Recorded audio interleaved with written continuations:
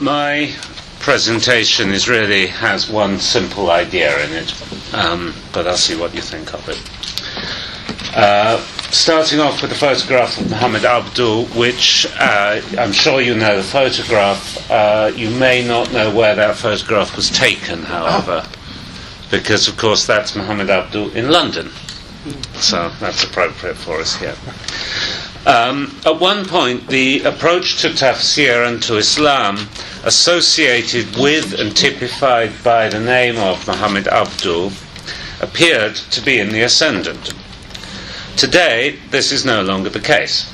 Similar approaches persist and are represented around this table, have become more sophisticated, but the heirs of Muhammad Abdul are not in the ascendant. The reasons for this are many and complicated, and this paper doesn't attempt to examine them all. Instead, it takes a historical approach, looking at one important socio-economic reason why this approach fell from the ascendant in the first place, and why today it is something of a minority interest, at least in Egypt. The paper does this using a tool that, as far as I know, has so far been neglected for this purpose, and that is class analysis. Class analysis has, of course, often been used in explaining the rise of interpretations of religions. In the case of Islam, it's now frequently included in explanations of the rise of radical Islamism. In 1905, Max Weber, in his Protestant Ethic and the Spirit of Capitalism, explained the rise of capitalism in terms of the rise of Protestantism. This argument also works in reverse. If Protestantism promoted capitalism, the rise of capitalists might have been expected to promote Protestantism. The approach goes back even further than Weber, to François Guizot, now remembered principally as a 19th century French Prime Minister, but also one of Europe's greatest historians.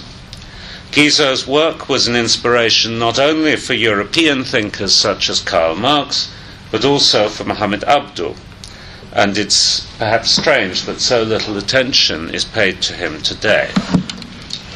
In his Histoire générale de la civilisation en Europe, published in 1838, Guizot challenged the then standard focus on political history by demonstrating the interrelation between three varieties of history: the political, the intellectual, which he saw as partly determined by the political, but also as helping to determine the political, and the social, which he saw as both determining and being determined by the other two. Marx and his followers chose to emphasize the impact of the social, and especially the social's economic element, on the political and the intellectual, thus simplifying, and in my own view, very much oversimplifying Guizot's original model. The use of class analysis has its opponents, though. Eric Davis, amongst others, has found it disappointing. In the context of studies of radical Islamism, he's described it as anemic in its ability to explain ideology. And here's a quote from him. Ideology is either viewed in terms of crude materialism or in terms of psychosocial needs. In one instance, it's a reflection of class interests, and in another, a reflection of social strains. This means that the internal structure of Islamic radical thought causes underlying its changes over time, its emotive power, and the political constraints and advantages it bestows on its adherents are never fully discussed. The present paper, however, is limited in its ambitions. It doesn't aim to investigate the ideology of Muhammad Abdul or that of his heirs, on which much work has already been done. It doesn't aim to investigate that ideology's emotive power, which might be an interesting project. It doesn't examine the relationship between ideology, economic interests, and psychosocial need. It merely assumes that such a relationship exists and looks at socio-economic factors underlying changes in ideology over time by establishing a correlation between changes in classes and changes in dominant religious ideology. A similar approach was used in a short article in Merit Reports in 1977 by Judith Gran to explain two very different attitudes towards women in Egypt, what she called the pro-emancipationist and the conservative. Gran proposed that these two attitudes were associated with particular social class and a particular nationalist ideology. The pro-emancipationist was associated with the upper classes and the upper middle classes, with the Hizb al-Ummah and the Wafd. Conservative attitudes, on the other hand, were associated with the lower middle class, with the Hizb al-Watani, the Muslim Brothers, and the Free Officers. Although Gran was careful to use the word associated, and she needed to, since famously Talat Harb was an opponent of Qasim Amin on the woman question, she also suggested explanations for the associations that she had observed. Men of the upper class and upper middle classes benefited from Egypt's trade links with the West, she suggested, and so were especially receptive to Western values. As time passed, the sphere of activities of their wives expanded. The men of the lower middle class, in contrast, suffered economically from those same links and were accordingly more hostile to the West and to Western values. As they moved from household-based artisanal production to employment outside the home, the sphere of activities of their wives decreased. Gran's economic explanation is interesting, but perhaps not totally convincing, and is certainly open to Davis's charge of materialism, possibly even of crude materialism. However, whatever the explanation, much the same association that Gran observed when it came to women can be observed when it comes to tafsir in general. Returning briefly to Guizot's approach, this paper will first review the relationship between Abdu's approach to Islam, the ideological or the intellectual, and political history. This relationship is relatively easy to deal with. Initially, Muhammad Abdu and his approach were promoted by the political, by the Khedive, who appointed him to the post of Mufti, and by Lord Cromer, who sponsored him after he lost the support of the Khedive. The Khedive's exact motives for appointing Abdu in the first place are not known, but were probably more political than intellectual, an expectation that Abdu would be a reliable and efficient administrator. There must, however, also have been some intellectual element, since the Khedive can hardly have been ignorant of Abdu's general intellectual positions. Cromer's support was also certainly politically motivated, but there was evidently as well an intellectual sympathy between the two men. Political patronage, however, did not last. First, the Khedive turned against Abdu, who he felt was too close to Cromer, and then Cromer's successor, Sir Eldon Gorst, sought a rapprochement with the Khedive and so turned against Abdu's former associates, who themselves then became opponents of English influence. After a brief period during which some of these former associates and their sympathizers even so held powerful positions, political power promoted many other forms of Islam: nationalist, mobilizational, revivalist. Abdu's approach to Islam, then, has not enjoyed political support in the Arab world for a century, though variations on that approach are now beginning to attract some political support in Europe, and there may also be some political support for them in Tunisia and perhaps in Syria. The political aspect of the story, then, is well known and easily told. The social aspect is less well known. In approaching it, this paper will focus on class, understood not in a narrow economic sense, but in the broader sense of a social group defined both horizontally by economic and occupational factors and vertically by social and cultural criteria. Among others, Matai Dogan has argued for this approach, pointing out that most societies are structured in this way. Here's a quote from Dogan. A country in which there were only vertical cleavages would lose its unity. If a large number of horizontal cleavages were superimposed without counterbalancing vertical cleavages, the society would experience social unrest. The fabric of a well-established democracy is formed by the weave of cleavages. Dogan was especially interested in well-established democracies, but I think his argument also holds true for other types of polity. Abdu's work initially appealed to at least two groups, one in Egypt and one in Syria, which can be seen as forming a single class understood as a social group defined both vertically and horizontally. Why it appealed to these two groups isn't too hard to see, but falls beyond the scope of this paper, which is interested in the fact of the association of particular interpretations with particular classes, and in the consequences of that fact, not in the causes of that fact. One of the groups to which Abdu's work evidently appealed was the group to which he himself belonged, along with his closest associate Saad Zaghlul and other members of the Muslim Benevolent Society, to which both Abdu and Zaghlul devoted much time during the 1890s. The second was the group for whom Abdu initially composed his Risalat al-Tawhid, young men studying at the Sultaniyya, an ambitious modern school in Beirut that aimed to rival the European and American schools that had recently proved so successful.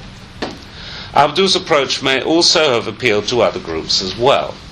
He was, for example, clearly appreciated by a certain section of the Egyptian public, which is reported to have attended his Azhar lectures. We know little about this public, however, save that it was numerous, educated, and included Christians. But this doesn't give us enough to go much further. The class in Egypt to which Abdu and Zaghlul and their friends on the board of the Muslim Benevolent Society belonged was associated more with the tarbush than with the turban. Its typical member was a lawyer or a judge, and Abdu had of course himself been a senior judgeman in the national court system before becoming mufti. It was defined vertically by its familiarity with European languages, thought and culture, on the one hand, and by its attachment to Egypt, on the other hand. It was defined horizontally by its growing prosperity. This was the small Egyptian professional class that had emerged to serve the modern state that had been established during the 19th century. The social origins of its members were often modest, but their rise put them in touch with the highest horizontal levels, as Zaghlul's marriage to Safia Fahmy, daughter of Prime Minister Mustafa Fahmy, indicated. The group found at the Sultaniyya was similar. It was defined vertically in exactly the same way that the Egyptian group was, by familiarity on the one hand with European languages, thought and culture. This familiarity was one of the main objectives of the Sultaniyya. On the other hand, the group was defined by its attachment to the Syrian version of the Ottoman order. This, again, was one of the main objectives of the school, and the main reason for establishing an alternative to the foreign schools in the first place. It was, in Abdu's own words, the group that, having learned modern European science and philosophy, might look at the ignorance of the Muslim ulama and turn away from Islam, regarding it as of a kind of old robe in which it is embarrassing to appear, that being one of the most famous quotes from Abdu. The horizontal definition of this group, the Sultaniyya group, is less clear. The school educated some children of the Syrian elite, including 7 members of Jerusalem's Husseini family, but cannot have been a purely elite school for the simple reason that the children of the elite at the time were hardly numerous enough to fill an entire school. The two groups then seem to belong to the same class, the modern but patriotic professional upper class, a conclusion incidentally similar to that reached in 1977 by Gran, who in fact herself traced the pro-emancipationalist attitude to women via that class from Muhammad Abdu to the 1970s graduates of the American University in Cairo. The professional upper middle class is important in any society, save perhaps in extremely authoritarian states of the sort established in some places during the 20th century. It was especially important in Egypt at the end of the 19th century because it was a rising class, increasing in numbers, wealth, and power. Put differently, it was a disruptive class. The adjective is borrowed from economics, where it's commonly applied to technology. A disruptive technology is a new invention that dramatically undercuts or destroys the market for an existing product. Classic examples include the railway and the motor car, which destroyed the stagecoach business and made horses a leisure activity, the digital watch, which made mechanical watches a luxury item, and the personal computer, which entirely destroyed the typewriter. A disruptive technology makes waves in ways that other technologies do not. Likewise, the new professional upper middle class made waves in the later 19th century Egyptian and Arab world. Most importantly, it disrupted the ulama, destroying their former semi-monopoly of intellectual life and taking over many of their sources of income and prestige. As a disruptive class, it had the initiative. Faced with disruption, established classes, like established technologies, are by definition on the defensive, weakened, and with little room to maneuver. The disruptive class isn't a familiar concept, but it's a useful one and might be compared to Richard Florida's concept of the creative class. Florida, seen here, argues that his creative class of computer engineers, researchers, and so on is the dominant class today because it's creative. It might be argued that the class is dominant because it is disruptive. It creates and controls disruptive technologies in society where technology is extremely important, making the class itself disruptive. The professional upper middle class to which Abdu belonged, and where his approach to Islam was evidently often popular, may be seen as the creative class of his time. Its members certainly played at least as an important role in Egyptian society then, as Florida's creative class does in Western society today. Florida's contemporary creative class is closely allied to today's disruptive technologies, notably the Internet. In the same way, the disruptive class of Abdu's time was closely allied with the then disruptive communications medium, the newspaper. As the work of Amy Ayalon and others has shown, there was a remarkable overlap between the group that had gathered around Jamaluddin al-Afghani in the 1870s and the creation of an independent political press in Egypt. In later years, too, the newspaper was important to Muhammad Abdu, not just al-Manar, but also al-Mu'ayyid, edited by his friend Ali Yusuf. Why a disruptive class is often associated with a disruptive medium of communication is a question that falls beyond the scope of this paper, but it does often seem to be the case. Newspapers were in a sense the perfect medium for the transmission of Muhammad Abdu's ideas. On the one hand, they reached other members of his own class, and on the other hand, they encouraged relatively thoughtful, non-professional reading. Both the professional upper middle class and the newspaper remained important in Egypt after 1921, but neither remained disruptive. The early 20th century saw the emergence of two new disruptive classes as the urbanization of Egypt began. Slightly more than one-third of the population of Cairo in 1907 had been born elsewhere, presumably in the countryside. An urban working class, small though it was in comparison to the industrial proletariats of European capitals, was coming into being. The 1907 census reported 280,000 Egyptians engaged in manufacturing. That of 1917 reported 420,000, presumably reflecting the impact of British demand during the First World War. At the same time, a lower middle class was also emerging: school teachers, minor officials, and university students. Primary school enrollment increased from 193,000 in 1926 to 1 million and a bit in 1941, and numbers of school teachers increased accordingly. By 1941, there were also 9,000 university students in Cairo, not a substantial number in itself, but disruptive in a society that had only just acquired a modern university. Students were especially prominent in later years in the Muslim Brothers, making up a remarkable 24% of those arrested in 1954. This lower middle class was the new disruptive class, sometimes joined by the new urban working class.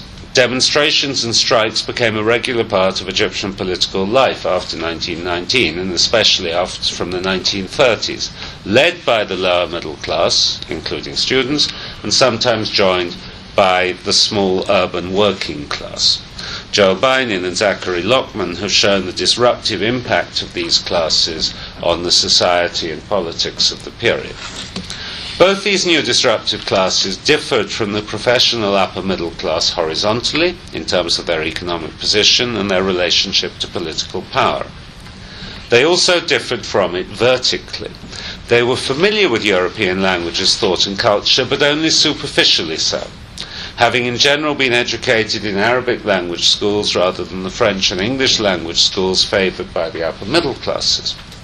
European culture and thought were known to them, but only in outline. The work of Muhammad Abduh and his immediate heirs was evidently not particularly attractive to either of these two new disruptive classes. Why this should be, once again, falls beyond the scope of the paper. That it was the case can be deducted partly from the fact that the most vocal and destructive opposition to Muhammad Abduh during his last years as Mufti had come from a popular newspaper whose readership probably came from exactly these two classes. More importantly, it can be deduced from the approach to Islam that clearly was attractive to these two new classes, that of the Muslim Brothers. The Muslim Brothers are sometimes seen as linked to Abduh through Rashid Rida, but the analysis of Muhammad Haddad, under your supervision, that Rida's claim to be Muhammad Abduh's successor served to legitimize him, but was without much real basis, is, I think, entirely convincing. Abduh and the Muslim Brothers did have some points in common, of course, but the differences between them are actually far more important. Hassan al-Banna was a schoolmaster, and thus of the new disruptive lower middle class. The leadership of the mature society of the Muslim Brothers had a similar profile, that of what Richard Mitchell called an emergent and self-conscious Muslim middle class. The Muslim Brothers was not, however, just a lower middle class organisation. Its first members in Ismailia were workers, and in later years the Muslim Brothers emphasised that most of their members came from the working class. The nascent workers' movement, where the Muslim Brothers competed with the communists, was one of the Muslim Brothers' most important fields of activity. However, in Cairo it was reported to be, quote, the student, the civil servant, the teacher, the clerk, and the office worker, unquote, that predominated, as well as, quote, the professionals in their Western suits, unquote. Since the quality of the suits isn't reported, it's hard to say whether their wearers came from the older upper middle class or the newer lower middle class. Most sources fail to make the important distinction between these two sections. Although there were probably some members of the upper middle class in the higher ranks of the Muslim Brothers, the lower middle class seems to have been the most important group, just as the urban worker was the most important group in the active base. Certainly there were also rural members of the Muslim Brothers, but though of some nominal significance numerically, peasants are almost impossible to organise and so can't have been of major significance. The Muslim Brothers were not, of course, equally attractive to all. Some members of the lower middle and working classes also evidently contented themselves with conventional Muslim practice, while others adopted the more relaxed approach to religion that modernization theory would predict. Some possibly even supported the approach to Islam of Muhammad Abduh. However, the Muslim Brothers were the new and notable expression of a new approach to Islam favoured by the disruptive classes of this period, just as the Islam of Muhammad Abduh had been the new and notable expression of Islam in the earlier period. The approach to Islam of the Muslim Brothers was in a sense itself disruptive, and one of the established features of life it couldn't but disrupt was the approach to Islam typified by Muhammad Abduh. During this second period, more new media emerged. Egyptian radio started broadcasting in 1934, and Studio Masr was established in 1936, marking the beginning of a major Egyptian film industry. The Muslim Brothers themselves may be considered a sort of new medium of communication. The mass movement is also a communications network. These new media are once again associated with the new disruptive classes. The case of the Muslim Brothers has already been considered. Radio audiences came predominantly from the same classes, with the urban working class listening to the radio in the cafe, and the lower middle class perhaps even affording to buy a radio set for use at home. The price of cinema tickets placed films within the reach of the urban working class. Of these new media, the Muslim Brothers Communications Network was, of course, important in promoting approaches to Islam very different from those proposed by Muhammad Abduh. Unlike the newspaper, the Muslim Brothers Communication Network did not encourage reflection, rather it encouraged conformity. The other two media were probably neutral. The black and white musical isn't a suitable medium for intellectual or religious purposes. Egyptian radio remained ultimately under British control until 1947, and its religious broadcasting was presumably conservative. The changed class and media configurations in Egypt during the first half of the 20th century explain the changed status of Muhammad Abduh's approach to Islam during that period.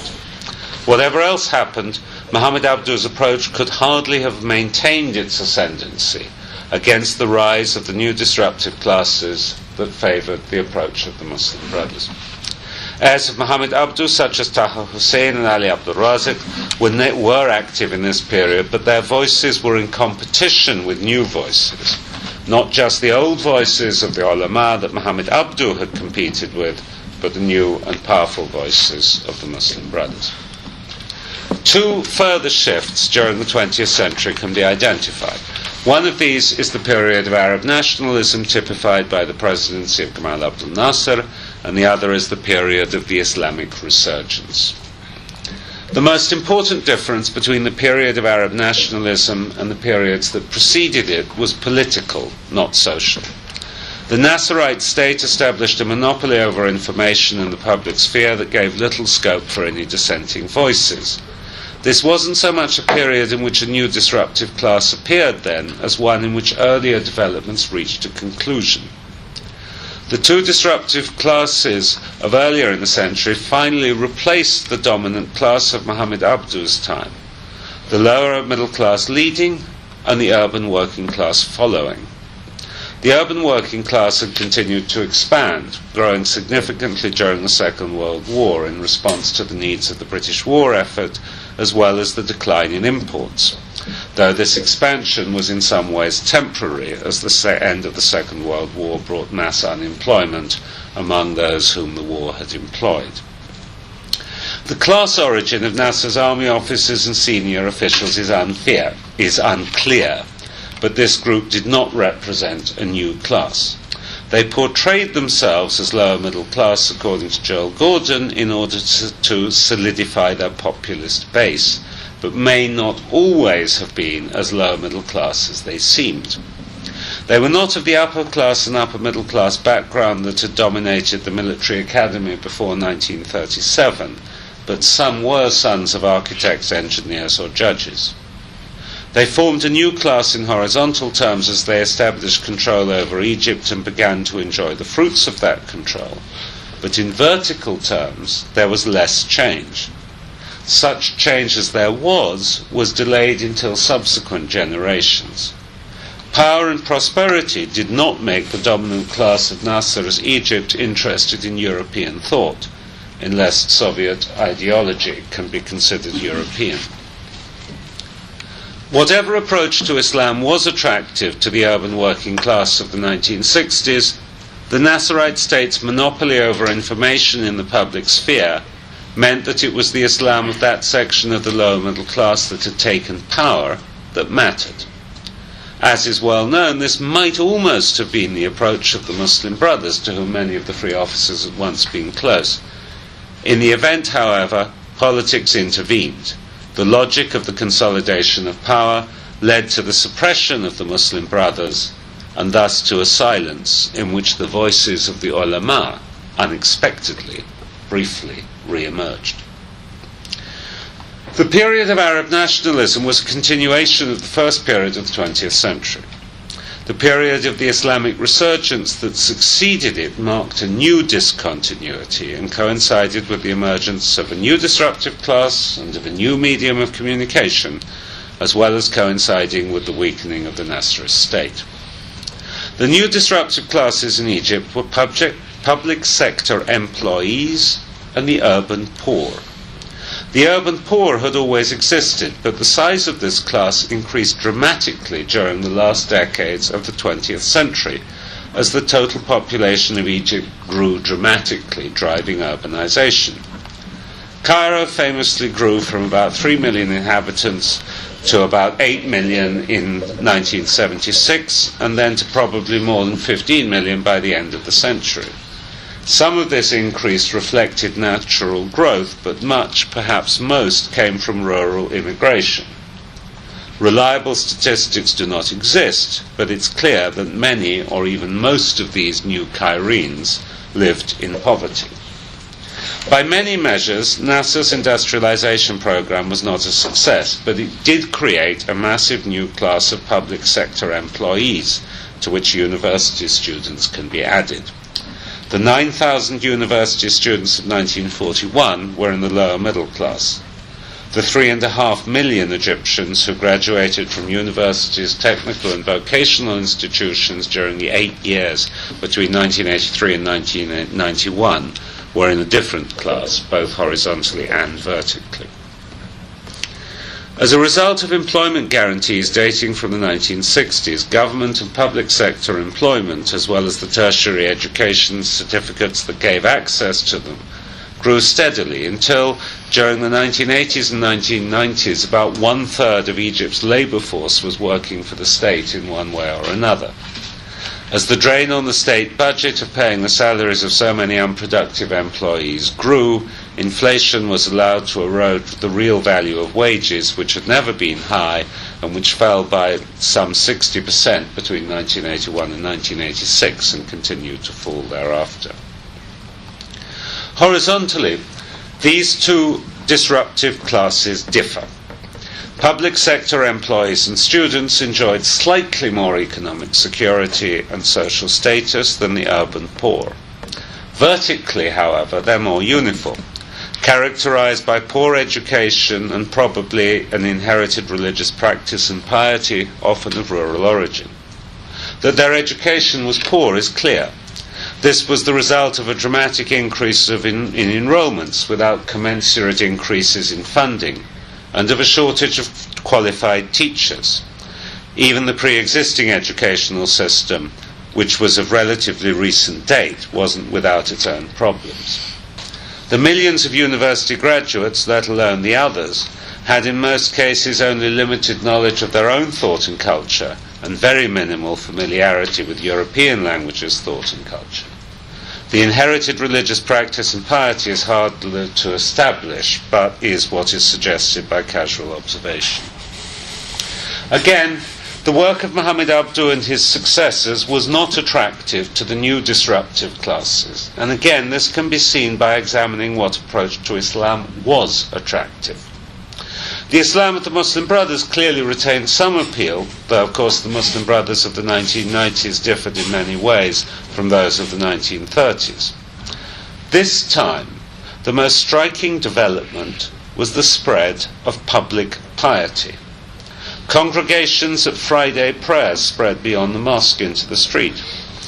For women, the hijab became we're talking about Egypt, became almost universal. The period also saw the rise of radical Islamism, but it was the hijab, not the suicide bomb, that became the norm. Like the Muslim Brothers in the earlier period, public piety in this period is a proxy for a particular approach to Islam, not the essence of an approach. Like the Muslim Brothers, it wasn't universal. Given human diversity, an essence might be hard to find, and no approach is universal. Like the approach to Islam of the Muslim Brothers, however, the approach to Islam for which public piety is a proxy was disruptive and was hardly compatible with the approach to Islam typified by Muhammad Abduh. Two new media are associated with this period. One, appearing only towards the end of the 20th century, was satellite television. Its impact was delayed. The other, appearing at the beginning of the period we're talking about, was the cassette tape. This, as in Iran, was highly disruptive, circumventing the state's media monopoly and proving a highly efficient medium for the circulation of revivalist preaching. Recorded preaching, like the communications network of the mass movement, encourages conformity more than reflection. The Islamic resurgence in Egypt was part of a global pattern of religious resurgence which went beyond the Muslim world. This global religious resurgence is not really the topic of this paper, but I will note in passing that it too may have some sort of a class basis. In Turkey, it's associated with the emergence of a new disruptive class that has successfully challenged the established secularist elite. In Israel, it's associated with the end of the dominance of the Ashkenazi socialist elite. It may be associated with similar developments in India and even in the United States.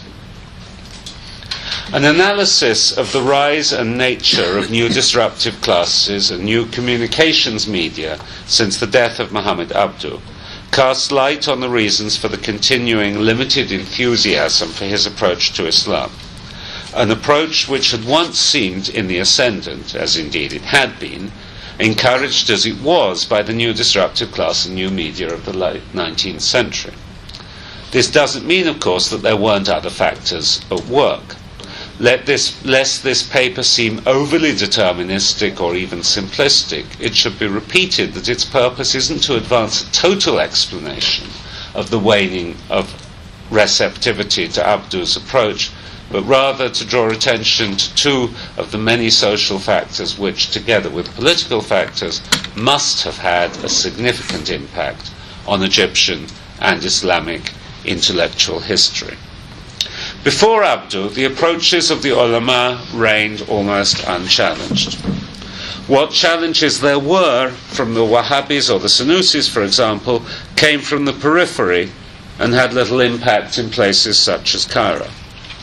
The rise of a new professional upper middle class familiar with 19th century European culture and thought was associated with the ascendancy of new approaches to Islam.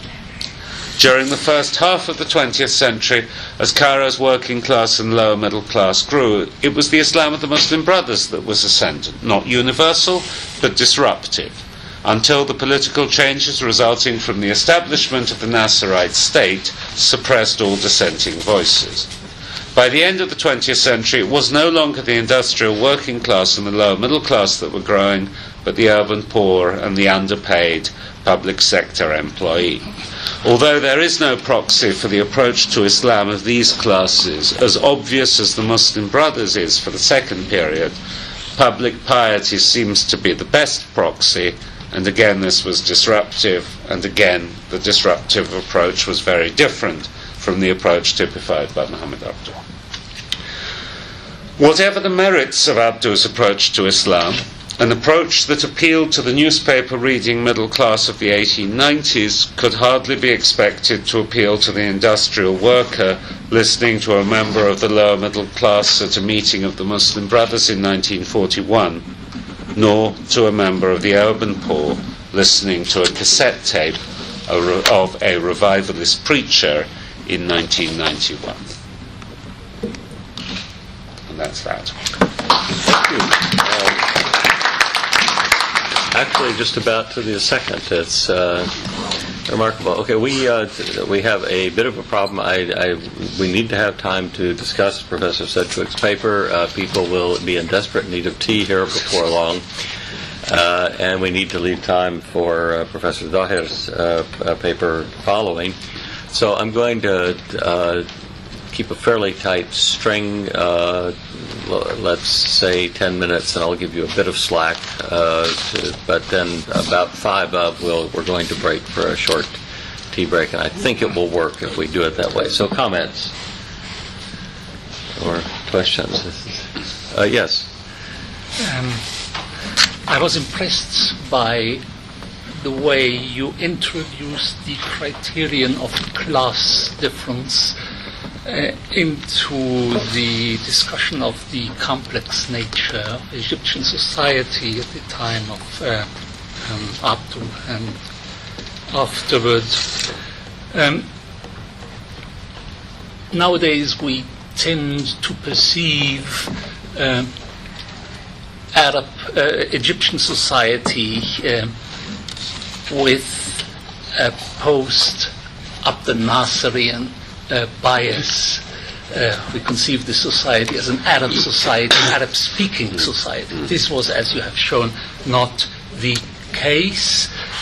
There were people in the upper class who spoke Turkish, who even had Turkish names. Of course, we are in the Ottoman period, but Mehmed Ali was independent.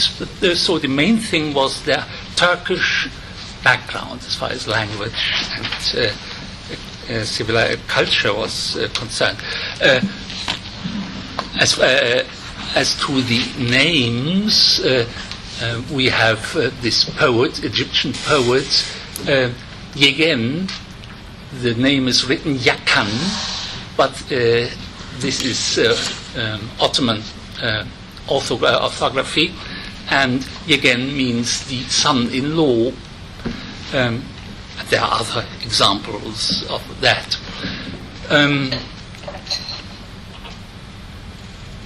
A German like myself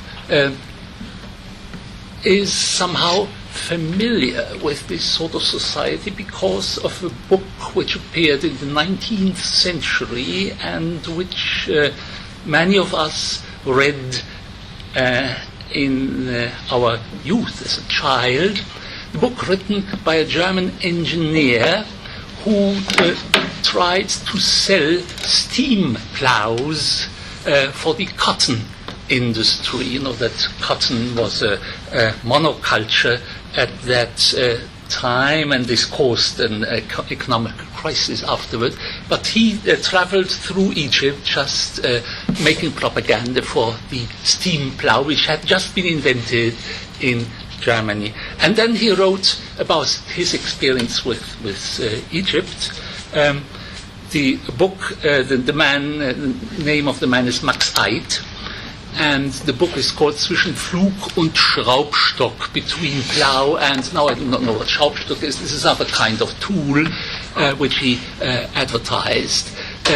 And he describes this society, the upper class, the princes who had an Ottoman genealogy and rich people. Yeah.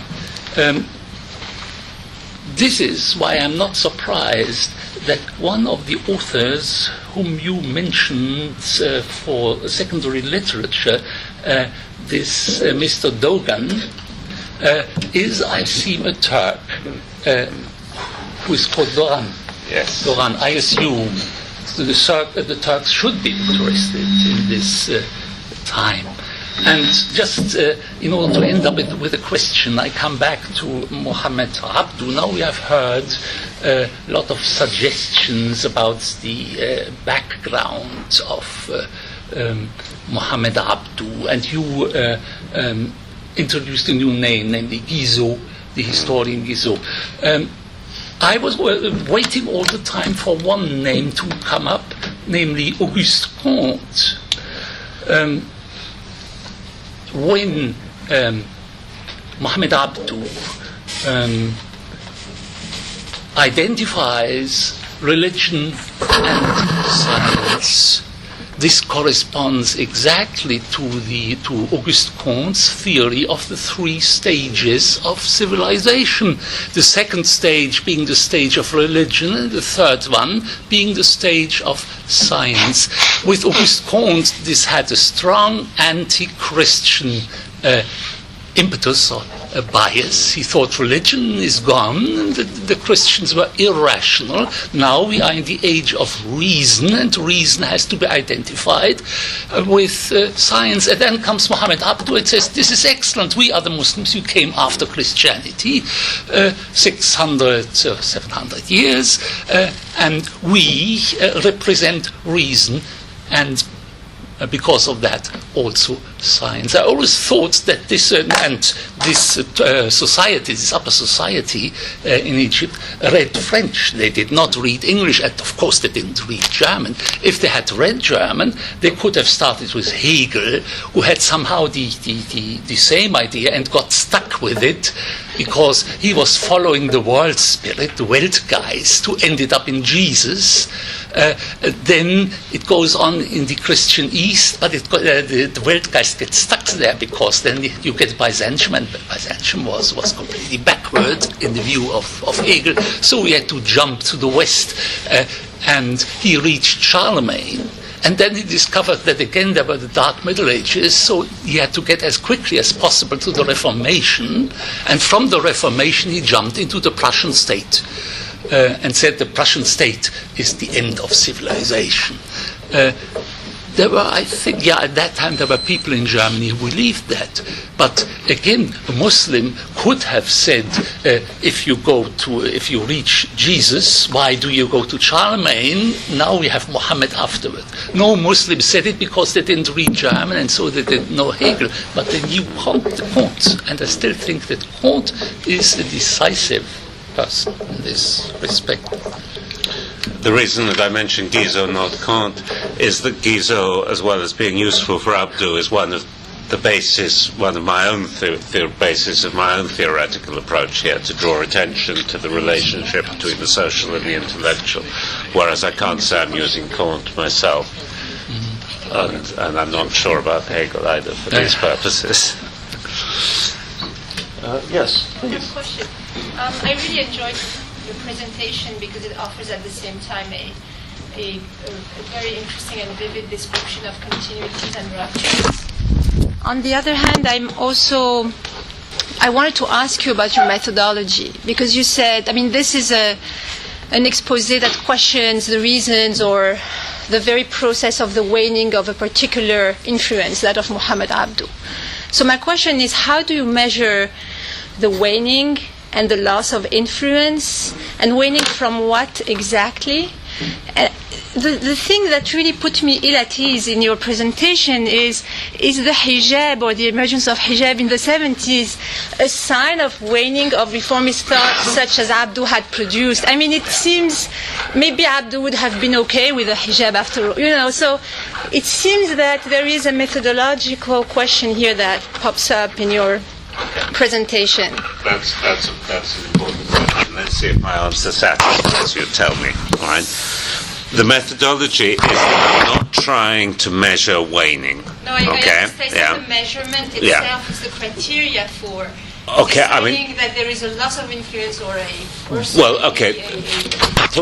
interested in figures or statistics. Put very simply, the methodology is to put in 3 columns.